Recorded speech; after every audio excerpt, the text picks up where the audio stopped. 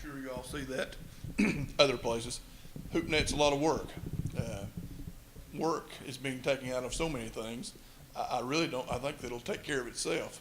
We probably would have 10 to 15 that would really be wanting to use them, but that's, you know, as you mentioned that at the local hangouts and at the Hardee's and the supermarkets, and that gets to be a big topic, especially in a rural county where there's not a lot of other things going on. So then you have everyone taking sides on that, regardless of how many people are going to use them. So that's the reason we'd like the clarification. I really think that Bob did an outstanding job here today. He did a very good job at our county commission. I actually think if we put that to a vote now, I think there would be more clarity. I don't really think, as he said, there's not very many fishers there in the first place. I think that we could probably get the right majority, but we want to go about something that would best suit TWRA as well. So that's kind of where we are and what we'd like. And if there's any comments and feedback as we go back and draw up something to present to you, we would like that. Mr. Cox. For instance, or whatever, the agency stocked some walleye in the Clinch River last year, and but whether we can ever find that magic river run walleye that will come back up to the headwaters and leave Norris Lake and come back up. Folks over in Hancock County don't get in their car and drive to Dale Hollow. They stay home. They're homebodies and they fish. Most of these folks that are interested in own sections of that river, either on the Clinch or the Powell, and they're, you know, I encourage you all to fish those. If you like the smallmouth fish, you need to sample those. You've got some really pretty water over there. Bill. My only comment would, it sounds like that this is something that came from the citizens. It's not a biological change that the agency made. That's what it sounded like to me. Is that correct? Is that right? Mm-hmm. The only thing I would say is that in most places, sport fishermen don't like nets in the water. So my only encouragement is to make sure that everybody that will be affected knows what you're proposing, and not just 20 people that unintended consequences politically might blow up on you. And this has been something, we've literally probably had this on the agenda 4 times a year for the last 5 years. So most of everyone in the county at some point has been an open discussion. Frank, what was you saying earlier about the slat baskets or whatever? Is it something?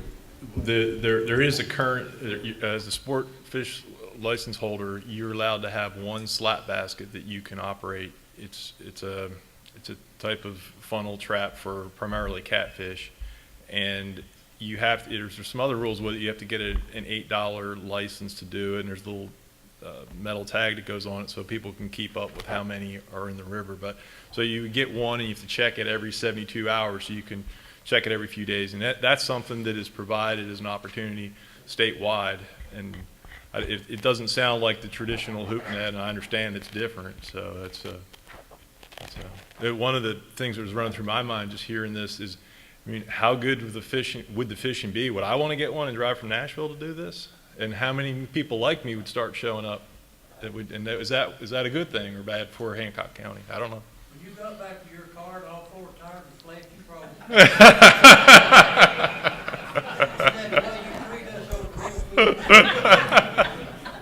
Oh, your car probably is blown up. I've driven a Sneedville. You can't get there from here anyway, right? We have to be on your mind. You got to make the effort. That's for sure. Any other questions? Okay. Bart, did you want to say anything?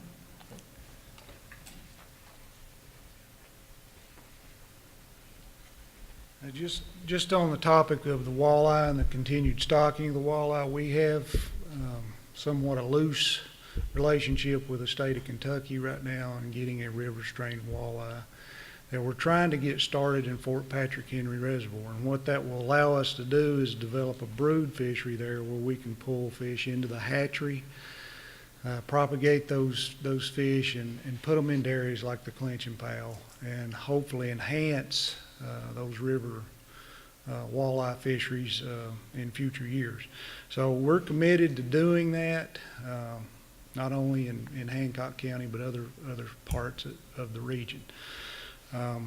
I guess our standpoint as far as the agency here in the region, we would like to have that detailed proposal from the county specifying what kind of nets y'all would like to have or use, and go through the process of taking that to the other biologists in the region, because when we set a regulation in one part of the state, it sets a precedent, and we need to have that opportunity to allow the other fisheries managers to review that. So I just want to make that comment on our commitment to try to get those river walleye back in some of the areas here in East Tennessee. Thank you. Any other questions? Okay. Yes. Yes, ma'am. Please come up to the mic and state your name. Good afternoon. I am Dorothy Necessary, as Bob said, and Bob did a wonderful job. I just wanted to give you a little history and background of my father. Of course, I was born in '51 after the act was put in effect over there, and if it hadn't been for that during the Depression and all the things, a lot of people probably would have starved to death, me included. But he, for my part, me or my family may never have a net in the river again, but just for the craft of and the history of Hancock County, I think it would be something that they could be proud of. My father was on the Heartland series, and I don't know if you all ever saw that, and they still replay it, but he has passed away. But we had the good fortune of buying that part of the river where he was taped doing that with the boat and all. So as a matter of fact, my son went fishing down there, and I don't think the quality of the fish has improved much since they did away with the hook net, because we probably caught a couple of red eye or sun granny. But anyway, the grandkids really enjoy going down and enjoying the river. But I just wanted to let you know that I think from the craft part, from the history and the artistic value, would be worth having it reinstated. And for the people that do get the use of the fish, there is wonderful red eyes, sun grannies, the rough fish, which would be the suckers. Most people won't eat those, or the red horse is another one. That's mainly what was caught in those nets. Occasionally, we never used, or if there were bass or anything, very few of those. They're smart. They can see the nets, so they don't go in. But the dumber fish do, I guess. So anyway, I just wanted to let you know that I appreciate the job you do, and TWRA has always been a big part of my life, and I think that would be good. Hancock County too. I don't live there right at the moment, but I do look forward to going back. And actually, I've been over there twice this week already to feed the hummingbirds.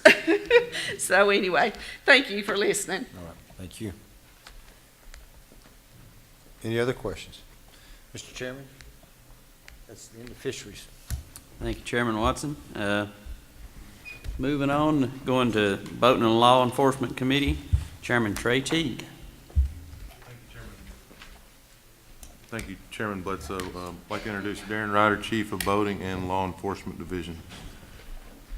Thank you, Commissioner Teague. What I bring before y'all today is Proclamation 1519. It'd be a request to proclaim the temporary suspension of Rule 1660-2-7-.192D, which is Nickajack Reservoir. And this temporary suspension is granted in association with a TWRA permit that's issued to the Outboard Drag Boat Association. And it's for a drag boat race that's going to occur in the immediate vicinity of Marion County Park boat ramp. This rule suspension is only granted to the participants of the Outboard Drag Boat Association race. The dates are October 9, 10, and 11 of 2015 from the hours of 10 a.m. to 6:30 p.m. each day. And there are measures being taken to assure the public health, safety, and welfare of the aquatic habitat are reasonably protected, and that there's adequate public notice. So I'll answer any questions. Are there any questions from the Boating Law Enforcement Committee? Any audience Questions? Mr. Chairman, I move that we adopt 1519, proclamation 1519. I have a motion. Is there a second? I have a motion and a second. All in favor of proclamation 15-19, say aye. Aye. All against? Proclamation 15-19 passes. Thank you. Right. I'm going to recommend to the full commission that Boating and Law Enforcement Committee has passed proclamation 15-19. Got a motion from Chairman Teague and a second from Swan. Any discussion from the audience? Any from the commission? All in favor of passage of proclamation 15-19, say aye. Aye. Motion carries. Thank you. Thank you. Thank you, Commissioner Teague. Is there anything else anyone from the audience would like to discuss? Anyone from the commission? Director Carter, you got any closing comments? Thank you for today, though. Thank you. And we really enjoy being over here in far east Tennessee. I realize what a drive some of the fellas have coming towards Nashville now, so. But, Throw another hour away. yeah, throw another hour in there.